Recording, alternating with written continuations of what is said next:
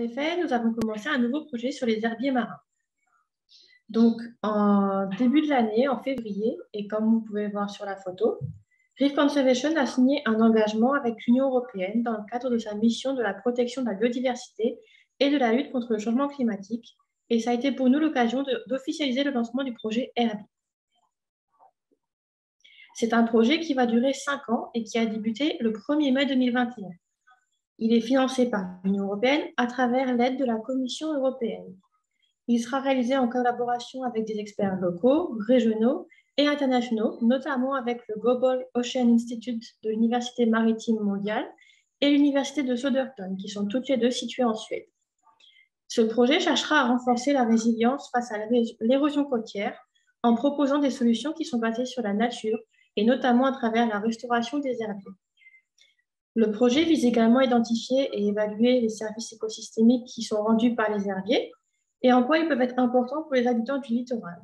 Par exemple, nous allons étudier la capacité de stockage du carbone ou encore le rôle d'habitat pour de nombreuses espèces de poissons ayant un intérêt commercial.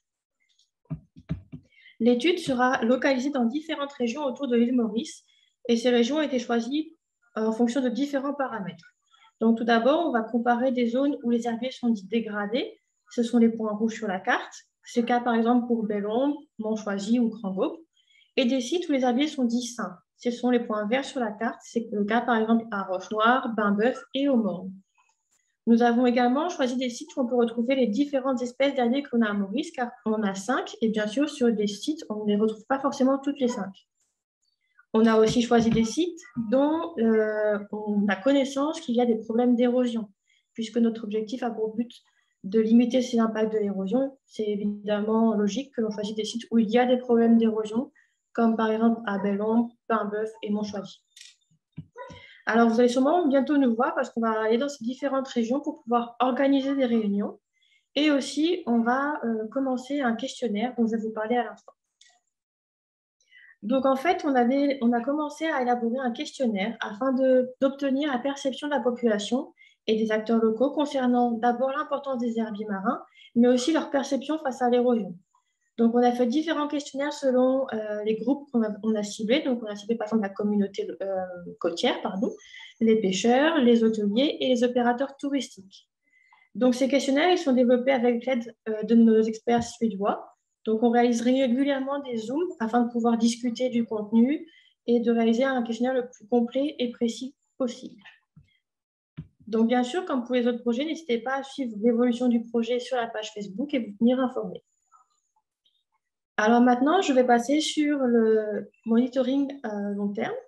Donc, comme vous le savez certainement, depuis 2016, Reef Conservation mène une étude sur le blanchissement des coraux sur 6 sites autour de l'île Maurice. On a 2 sites à Anse-la-Raye, un site à Bain-Bœuf et un site dans le parc marin de Balaclava dans le nord et 2 sites à Bellombre dans le sud. Alors malheureusement, en raison de la situation et le Covid, on n'a pas pu réaliser le monitoring de blanchissement tous les mois et on a pu réaliser pour cette année seulement en janvier et en février, mais sur tous les sites.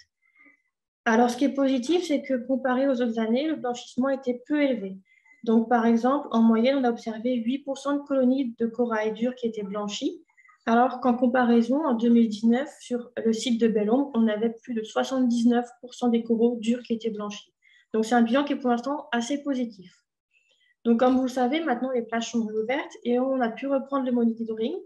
Donc, l'équipe recherche va retourner sur site pour pouvoir suivre l'évolution du blanchissement et voir un petit peu quels coraux ont survécu à l'été dernier.